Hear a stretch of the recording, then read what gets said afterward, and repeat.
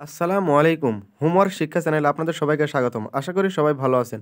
আমরা ক্যালকুলাস 2 এর ধারাবাহিক লেকচার দিতেছিলাম।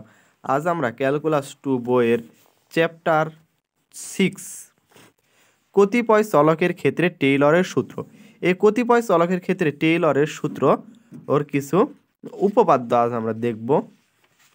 ঠিক আছে? প্রথমে আজকে আমরা দুই চলক বিশিষ্ট চলকের ক্ষেত্রে গড় মান উপপাদ্য যেটা আছে সেটা আমরা দেখি। ঠিক আছে, দুই চলকের ক্ষেত্রে গড় মান উপপাদ্য।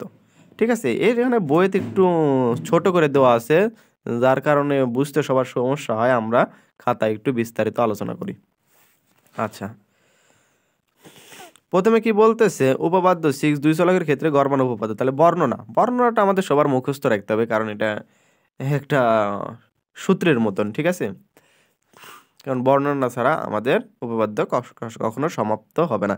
ঠিক আছে, কি বলছে, যদি এক্স ওয়াই এর ডোমেন বা চরণস্থল a less than equal x less than equal a plus h আর b less than equal y less than equal b plus h এ f of x comma y function এবং x ও y এর সাপেক্ষে ইহার আংশিক অন্তরীকরণ সসীম এবং অবিচ্ছিন্ন হয়, তবে গড় মান উপপাদ্য হবে f of x plus h b plus k equal f of a b plus h del del x plus k del del y into f of x comma y, যেখানে 0 less than theta less than 1 আর x এর মানটা হবে a plus theta s আর y এর মানটা হবে B plus theta কে। ঠিক আছে, এটা যখন হবে তখন গ্যাসিন এই গড় মানটা প্রমাণ করা যাবে, এটা আমাদেরকে দেখাতে হবে। ঠিক আছে, আচ্ছা তাহলে প্রমাণে চলে যাবে। তাহলে মনে করি x equal a plus h t. ঠিক আছে, এ প্লাস এইচ টি এটা আমরা মনে করে নিচ্ছি, ধরে নিচ্ছি এক কথায়। ঠিক আছে, তারপরে এটাকে আবার ওয়াই ইকুয়াল কি পাচ্ছি, বি প্লাস কে টি, এটাকে আমরা ধরে নিচ্ছি। এখন ধরে নেওয়ার পরে এটাকে আমরা ডিফারেন্সিয়েশন করব।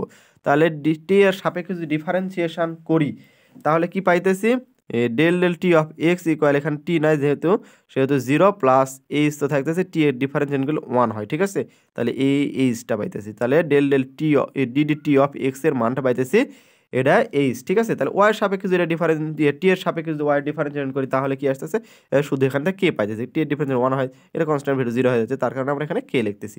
এটা টি এর ডিফারেন্সিয়েশন করেছি, যার কারণে লিখছি 0 less than equal t less than 1। ঠিক আছে, আচ্ছা এখন f of x comma y, f of x comma y এর মানটা কি দেওয়া ছিল আমাদেরকে, a a f of a plus f of a এই এক্স এর মান। ঠিক আছে, f of a plus h টি।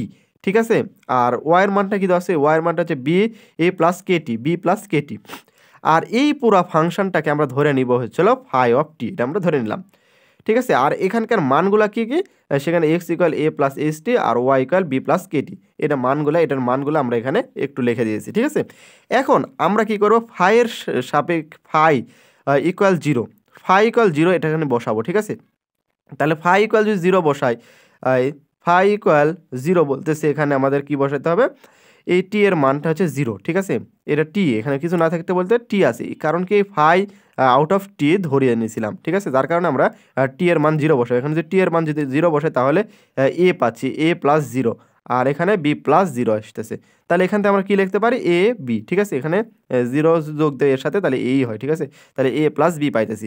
এখন আমরা এখানে 1 লিখবো, এখন আমরা টি এর জায়গাত 1 লিখবো। তো টি এর জায়গাত 1 লিখি তাহলে কি আসতেছে, টি এর মান 1 যদি এইচ এর সাথে গুণ হয় তাহলে কিন্তু এইচই থাকে, তাহলে এ প্লাস এইচ, তাহলে এ প্লাস এইচ, এখানে বি প্লাস কে থাকতেছে। তাহলে এখানে ফাই এফ অফ অফ টি এক চলক বিশিষ্ট অন্তরীকরণ যোগ্য ফাংশন।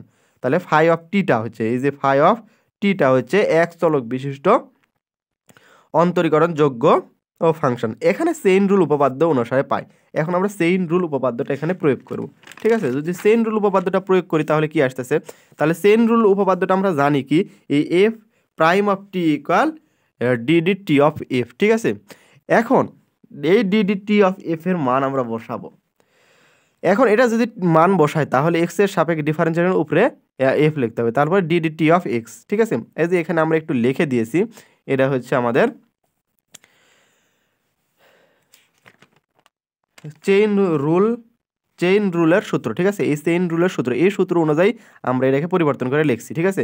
এখানে ইউ আছে আর এখানে এফ আছে, খালি এফ এর জায়গায় ইউ বসাচ্ছি, ঠিক আছে, যার কারণে আমরা এইভাবে লিখছি যে del del x of f del d d t of x plus del del y of f into del d d t of y, এই d d t of y এটা আমরা এখানে ইনপুট দিলাম, ঠিক আছে। এখন আমরা d d t of x এর মান কি জানে আসছে, এইচ, অপোজিটে কিন্তু আমরা এটা ডিফারেন্সিয়েশন করেছিলাম, ডিফারেন্সিয়েশন এইচ পেয়েছিলাম, সেই এইচটা আমরা এখানে লিখলাম, প্লাস এটা তো এটা স্থির রাখলাম, d d t of y, d d t of y এর মান কিন্তু কে, আমরা অপোজিটে কিন্তু এই যে আমরা একটু দেখাই, এই যে এখানে কিন্তু আমরা এই যে দুইটা মান নির্ণয় করছি এইচ আর কে, ঠিক আছে, এই মানগুলো আমরা এখানে ইনপুট দিলাম, এই মানগুলো ইনপুট দিলাম, দেওয়ার পরে কি হচ্ছে del del t of theta, এখন যদি এখানে থিটা ব্যবহার করি তাহলে কিন্তু এর মানের কোনো পরিবর্তন হবে না, যার কারণে ডেল ডেল অফ থিটা ব্যবহার করার পরে এই এইচটাকে সামনে নিয়েছি আর এই কেটাকে সামনে নিয়েছি, তাহলে এটা কোনটার ফাংশন, এক্স আর ওয়াই এর ফাংশন, তাহলে f of x comma y আমরা এখানে ব্যবহার করেছি, ঠিক আছে। আচ্ছা, সুতরাং ফাই অফ টি এর জন্য 0 থেকে টি ব্যবধিতে গড় মান উপপাদ্য হবে, তাহলে 0 থেকে 0 থেকে টি পর্যন্ত ব্যবহৃত এই গড় মান উপপাদ্যটা হবে কি হবে, এই যে ফাইভ, এই ফাই ব্যবহার করলাম, অপোজিট হচ্ছে ফাই পাইছিলাম, এই ফাইটা আমরা এটা সূত্র ধরে নিছি, এই phi of 1 equal phi 0 plus phi prime of theta, তাহলে ফাই 1 এর মান কি পাইতেছিলাম, এখানে দেখি আমরা, এই যে ফাই 1 এর মানটা পাইতেছিলাম হচ্ছে এ প্লাস এইচ আর বি প্লাস কে, ঠিক আছে, এই মানটা আমরা এখানে সরাসরি ইনপুট দিয়ে দিলাম, ঠিক আছে, এ প্লাস এইচ, আচ্ছা এর সামনে একটা এফ হতো, আমরা এফটা লিখতে পারিনি, এফ, আচ্ছা এফ এ প্লাস এইচ আর বি প্লাস কে থাকতেছে, এটা ইকুয়াল দিলাম, এটা ফাই অফ জিরোর মান কি দেখি, ফাই অফ জিরোর মান কি, ফাই অফ জিরোর মান হচ্ছে এফ এ বি, তাহলে এফ এ বি এখানে আমরা ইনপুট দিলাম, ঠিক আছে, এফ এ বি ইনপুট দিলাম, প্লাস দেওয়ার পরে ফাই প্রাইম অফ থিটা, এই ফাই প্রাইম অফ থিটার মান কি, এটা আমরা ইনপুট দিলাম, তাহলে phi prime of theta is del del x plus k del del y i of এখানে এফ এক্স কমা ওয়াই, এটা পাইতেছি, ঠিক আছে। আচ্ছা, এটা কি হয়েছে, এটা একটু আমরা দেখাই, f of x comma y, এটা কিন্তু এক্স আর ওয়াই এর ফাংশন, যার কারণে আমাদেরকে এটা লিখতে হয়েছে, ঠিক আছে, তাছাড়া কিন্তু আমাদের লিখতে হতো না। আচ্ছা,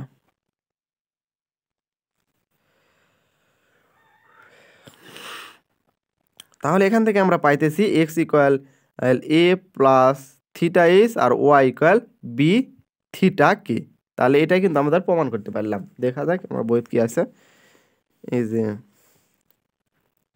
যে f of a plus h plus b plus k equal f of a b plus x del del x of plus k del del y of f of x comma y, আর এটা মান কি আছে, এই যে x equal a plus theta x আর y i equal b theta k, এটাই প্রমাণিত। আশা করি বুঝতে পারছেন। আজকের মতো এখানে সমাপ্তি করি।